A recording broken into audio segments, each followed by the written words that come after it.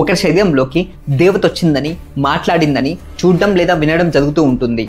Even recent Kantara movie కూడా దాన్ని base చేసుకునే ఉంది.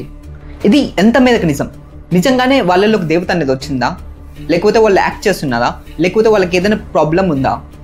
దానికి చిన్న అంశమే ఈ వీడియో. ఫస్ట్ ఇలా వచ్చే ఈ దేవతలు ఎవరో చూద్దాం.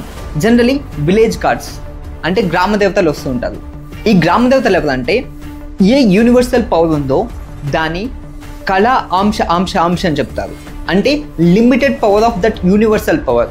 కృష్ణుడు భగవద్గీతలో పరస్పరం భావయంతః శ్రేయ అని చెప్తారు. అంటే మనుషులు దేవతల్ని వర్షిప్ చేస్తారు. ఆ దేవతలు ఈ మనుషులకు కావాల్సిన ఫుడ్ కావచ్చు, హెల్త్ కావచ్చు, రైన్స్ కావచ్చు ఉండేలా చూసుకుంటారు. జనరలీ ఈ విలేజ్ గాడ్స్ అల్టిమేట్ పవర్ కాకపోవచ్చు, కానీ ఆ ఊరిలో నివసించే వారి యొక్క బాగోగులు చూసుకుంటూ ఉంటారు. జనరలీ ఈ విలేజ్ గాడ్స్ రాజసిక్ ప్రవృత్తితో ఉంటారు. కొంచెం అగ్రెసివ్గా కనిపిస్తారు. కానీ మనకు సఫిషియంట్ టైం వాళ్ళతో స్పెండ్ చేస్తే మనకు అర్థమవుతుంది వాళ్ళకి ఎంత అపారమైన దయ అనేది ఉంటుందో. అనదర్ క్వశ్చన్ ఏంటంటే వాళ్ళు ఒళ్ళోకి రావడం ఎంతవరకు నిజం. ఫర్ ఎగ్జాంపుల్, మనం ఒక లైట్ అనేది ఒక ఫిల్టర్ నుంచే పాస్ చేస్తామనుకోండి, ఆ ఫిల్టర్ ఎంత క్లియర్గా ఉంటే ఆ లైట్ అనేది అంత బాగా పాస్ అవుతుంది. సో ఏ పర్సన్లోకి వచ్చిందో ఆ పర్సన్ యొక్క ఆ టైం యొక్క మైండ్ స్టేట్ కూడా వాళ్ళు చెప్పే మాటని ఎఫెక్ట్ చేయవచ్చు. ఆ పర్సన్ అలా దేవత వచ్చిందని యాక్ట్ చేస్తూ ఉండొచ్చు కదా.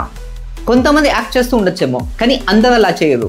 వాళ్ళు చేయాల్సిన అవసరం కూడా వాళ్ళకి లేదు. ఒకసారి ఏమవుతుండొచ్చు అంటే ఆ దేవత వీళ్ళని ప్రొసెస్ చేయకపోయినా వాళ్ళు ప్రొసెస్ చేశారేమో అనుకొని వాళ్ళు అలా బిహేవ్ చేస్తూ కూడా ఉండొచ్చు.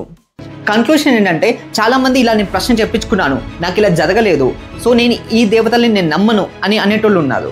బట్ మనం అర్థం చేసుకోవాల్సింది ఏంటంటే జస్ట్ బికాస్ ఒకరి పెళ్లి జరగలేదనో ఒకరి జాబ్ రాలేదనో వీళ్ళ మీద కోపడితే తప్పు. ఎందుకంటే వాళ్ళు ఏ పర్పస్ కోసం అక్కడ ఉన్నారు, వాళ్ళ పవర్ ఏంటో కూడా మనం అర్థం చేసుకోవాలి. వాళ్ళు మన దగ్గర నుంచి ఎక్స్పెక్ట్ చేసేది చాలా తక్కువ, కానీ మనం వాళ్ళని వర్షిప్ చేస్తే వాళ్ళు మన లైఫ్కి ఎంతో మేలు చేస్తారు.